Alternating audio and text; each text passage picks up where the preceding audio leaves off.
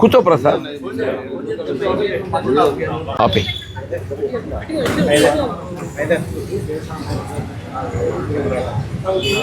బుండలు తెప్పిలో తాగుతావు 10 minutes ఉంది ఇంకా టైం బాబు 10 minutes ఉంది ఇంకా ఇప్పుడు జగిత్యాల ఎమ్మెల్యే సంజయ్ కుమార్ గారు నిన్న ఎలక్ట్రానిక్ మీడియా ఏదో చిట్ చాట్ సందర్భంగా జీవన్ రెడ్డితో కలిసి పనిచేయడానికి తాను సిద్ధం అన్నట్టు తనకు ఎలాంటి అభ్యంతరం లేదు అన్నట్టు పేర్కొనడం చూస్తుంటే నాకు ఆశ్చర్యం కలుగుతుంది అంటున్నా. అసలు ముందు ఆయన ఏ పార్టీ అని తెలుసా అని అడుగుతున్నాను. ఇప్పుడు స్పీకర్ గారు ఏదైతున్నదో జగిత్యాల ఎమ్మెల్యే సంజయ్ కుమార్ గారు పార్టీ ఫిరాయించలేదు, బీఆర్ఎస్ పార్టీలోనే కొనసాగుతున్నాడని చెప్పి స్పీకర్ గారు పేర్కొంటారు. ఆయనేమో నాతో కలిసి పనిచేయడానికి నాకు ఆఫర్ ఇస్తాడు. అంటే నేను ఏ పార్టీలో ఉన్నా అనుకుంటున్నాడో నాకు తెలియదు ఆయన. ఇంకా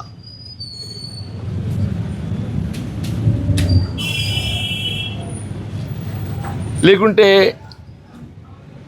జీవన్ రెడ్డి పార్టీ నుండి వెళ్ళిపోవాలని ఎవరు కోరుకుంటలేరు. వాస్తవమే ఎవరే కానీ చెప్పంటున్నా 4 దశాబ్దాల అనుబంధం ఉన్నటువంటి ఒక పార్టీ నుండి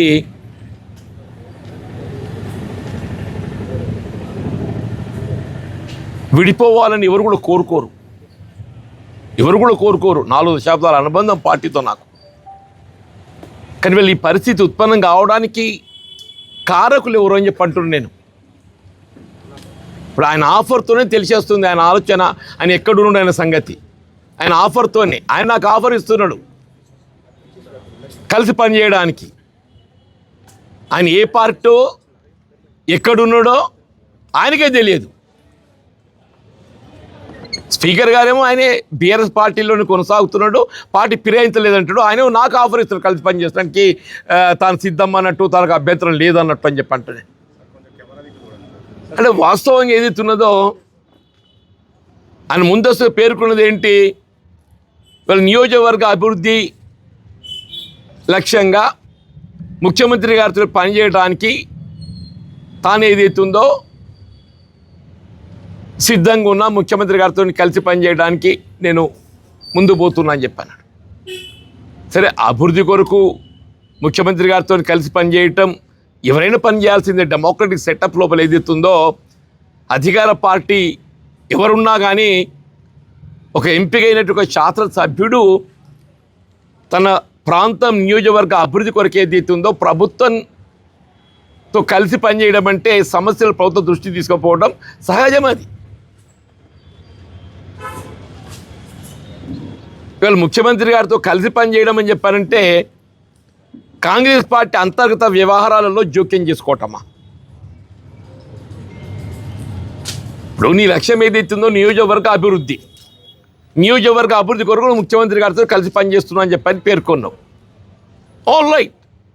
ఇవాళ నేను కూడా గతంలో ముఖ్యమంత్రి గారితో కలిసి పనిచేసింది, నేను కేసీఆర్ గారితో కూడా కలిసి పనిచేసింది. నేను 2014లో ఏదైతుందో కేసీఆర్ గారు ముఖ్యమంత్రి అయినప్పుడు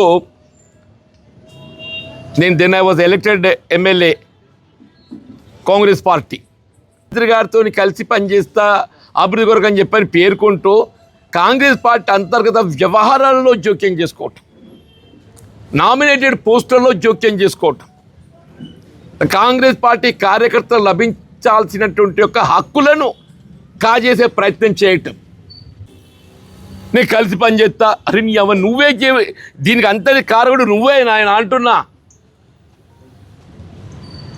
నువ్వు ఏ పార్టో నీకు తెలియదు, నువ్వు వచ్చి నాతో కలిసి పనిచేస్తా అంటావేందయా? ముందు నీది ఏ పార్టో తెలుసుకొని మాట్లాడు.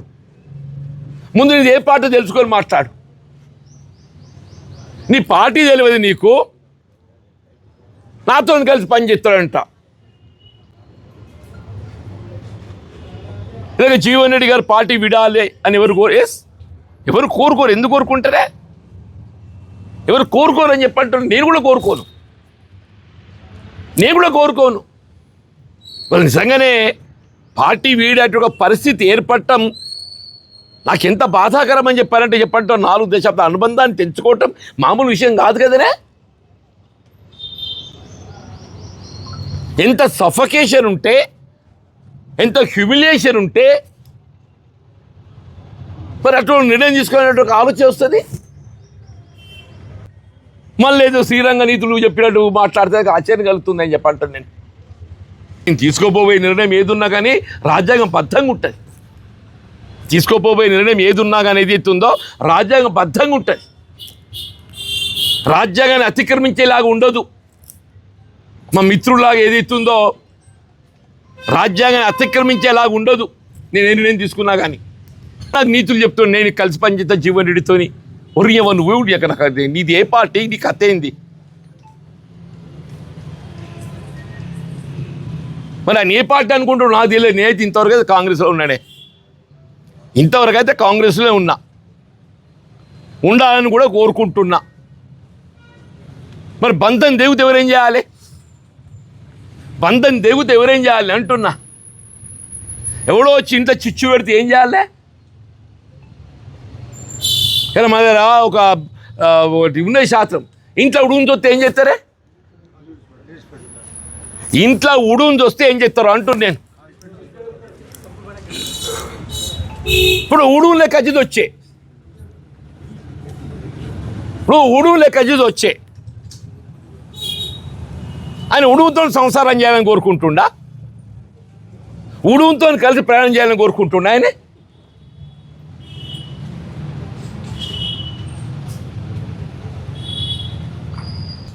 అరే నాకు పరిష్కారం కనపడతలేదంటే, పరిష్కారమే లేదంటే ఏదంటారు బాబు? ఏం కాదు, ఏంది ఎందుకు ఒకడు పోతే ఆగుతా అదే పార్టీ? నాకు అంత గొప్ప అనుకుంటలేను నేను. నాకుండే హ్యూమిలియేషన్తో ఏదైతుందో నేను పార్టీ వీడాలని చెప్పి నేను ఆలోచిస్తుండొచ్చు. కానీ నాకు నేను అంత గొప్ప అనుకుంటలేను నేను. నేను పోతే ఏదో మొత్తం ఏదో జరగబోతుందని చెప్పిన నేను అనుకుంటలేను నేను. కానీ నా బాధ అయితే నాకు ఉంటుంది కదా, నాకు హ్యూమిలేషన్ నాకు ఉంటుంది కదా. నాకు హ్యూమిలేషన్ తీర్చలేనప్పుడు ఏదైతుందో నేను natural I take some decision. నా గౌరవం లభించినప్పుడు ఏదైతుందో I must take some decision.